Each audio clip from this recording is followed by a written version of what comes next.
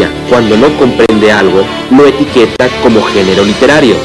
Y así, la experiencia de Ezequiel habría sido simplemente una visión futura de Jerusalén. Pero un momento, Ezequiel fue llevado a una montaña muy alta. Y hay un pequeño detalle, que es que Jerusalén no tiene montañas altas. Otra observación es que Ezequiel habría nacido en Jerusalén y allí se habría criado. Por lo tanto, conocía toda su ciudad y de allí fue levantado. Porque dice, era parecido a una ciudad. Y no dijo, allí está Jerusalén. Tampoco nos olvidemos de que Ezequiel era un sacerdote. Por lo tanto, conocía cómo era un templo. Y sin embargo, él dice, vi algo parecido a un templo. ¿Cómo es posible que un sacerdote no pueda identificar un templo? Evidentemente, porque no se trataba de un templo, ni mucho menos era Jerusalén. Era parecido a una ciudad y era parecido a un templo. Cosas religiosas, entonces quieren manipularla y controlarlas. Esto es, la mentira no es de la iglesia espiritual de Cristo, ¿no? La mentira no es de la iglesia de los misioneros, de los santos. La mentira es de los cardinales. El mensaje de Fátima habla del poder de los cardinales. La mentira es de este poder que quiere sustituirse al poder de Cristo.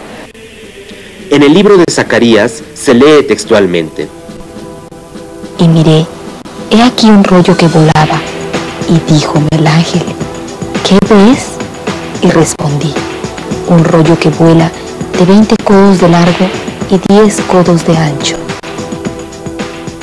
Zacarías, como sucede con otros libros sagrados, confunde una nave de forma cilíndrica con los rollos o libros que se utilizaban en esos tiempos y que solían generalmente guardarse en cápsulas o tubos de metal y cuero.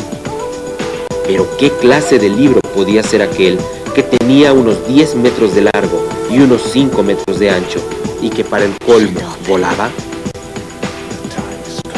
Estamos para hacer la comparación.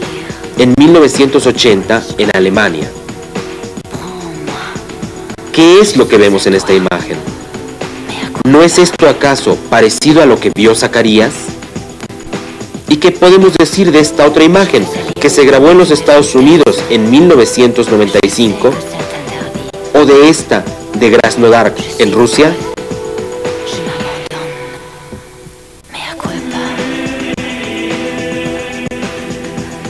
También en el libro de Jonás se lee textualmente: Yahvé ordenó a un gran pez que tragara a Jonás, y Jonás estuvo en el vientre del pez 3 días y 3 noches. Y dio Yahvé orden al pez, y éste vomitó en tierra a Jonás. ¿Qué clase de pez sería este que mantuvo en su vientre a Jonás durante 3 noches para después salir ileso? Esto nos recuerda a los tantos avistamientos de objetos saliendo del mar, como este, por ejemplo. Pero debemos preguntarnos, ¿cuál es la relación que existe? ¿Qué es lo que estamos viendo? ¿Por qué siempre aparecen tantas coincidencias? Las visiones de Jacob, donde los ángeles suben por una escalera hasta el cielo, tampoco han escapado a la interpretación de los investigadores del tema OVNI. San Mateo, el único evangelista oficial que habla de la estrella de Belén y de los magos, poco aporta para despejar estas incógnitas, pero no obstante, una estrella capaz de guiar una caravana durante meses, de desaparecer a la vista de los magos a su llegada a Jerusalén, de reaparecer cuando estos abandonan la ciudad y de detenerse encima del lugar donde nació Jesús, no se necesita ser un astrónomo, ni mucho menos un experto en astrología. Simplemente se requiere tener una mente racional y un sentido común abierto para darnos cuenta de que no se trataba de una estrella. Si cualquiera de los 100 millones de estrellas que conforman nuestra galaxia hubiera abandonado tan solo unos milímetros su posición para llegar hasta Belén, esta habría desencadenado un apocalíptico desastre cósmico, aún mucho antes de acercarse a nuestro sistema. No nos queda otra alternativa que identificarlo como los ovni de nuestros días. Una vez más, Los evangelios apócrifos nos ofrecen elementos complementarios de gran interés para el estudio de este fenómeno. En el protoevangelio de Santiago, en el capítulo 21, podemos leer lo siguiente. Los magos respondían: hemos visto un astro extremadamente grande que brillaba con gran fulgor entre las demás estrellas y las eclipsaba hasta el punto de hacerlas desaparecer.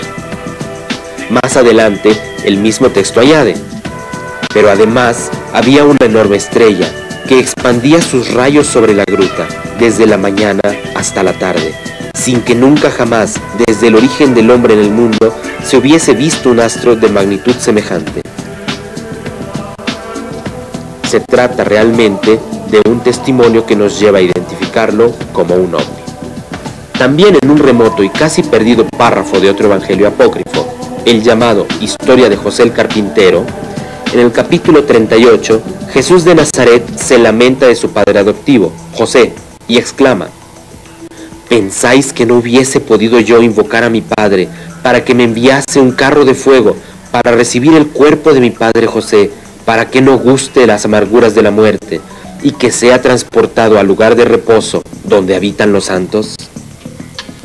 Por otra parte, tenemos el Apocalipsis, en el cual se nos relata cómo Juan, el discípulo amado de Jesucristo, había sido deportado por el emperador Dionisiano a la isla griega de Patmos entre el año 96 y 98 de nuestra era. En su obra, el Apocalipsis, podemos encontrar las siguientes citas. Entonces volví la mirada hacia la voz que hablaba conmigo, y miré una puerta abierta en el cielo que me dijo: sube, te mostraré las cosas que sucederán después de estas. Allí, Juan tiene la visión del Apocalipsis. Hubo una gran batalla en el cielo, los hijos de la luz contra los hijos de la oscuridad. También en el Ramayana se nos habla de los demonios rakachas luchando contra los semidioses en los cielos.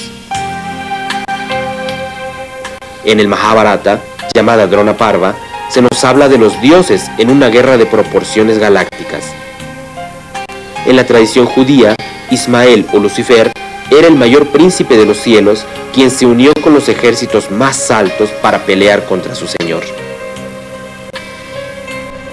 Más contemporáneamente, el 14 de abril de 1561 en Nuremberg, Alemania, todo el pueblo estuvo mirando al cielo cuando de pronto aparecieron objetos en forma de discos, cilindros, cruces, blancos y negros, y como si pelearan entre sí. La población pensó que se trataba de las señales del fin del mundo, hasta que apareció un gran objeto en forma de punta de lanza, la hoja volante de Nuremberg, obligándoles a estos a que se marcharan en direcciones diferentes. Después de 3 años, se pudo ver en Basilea, Suiza, una gran cantidad de objetos que salían del sol, unos contra otros, como si se persiguieran entre ellos. Este video fue grabado en México por el señor Tomás Islas.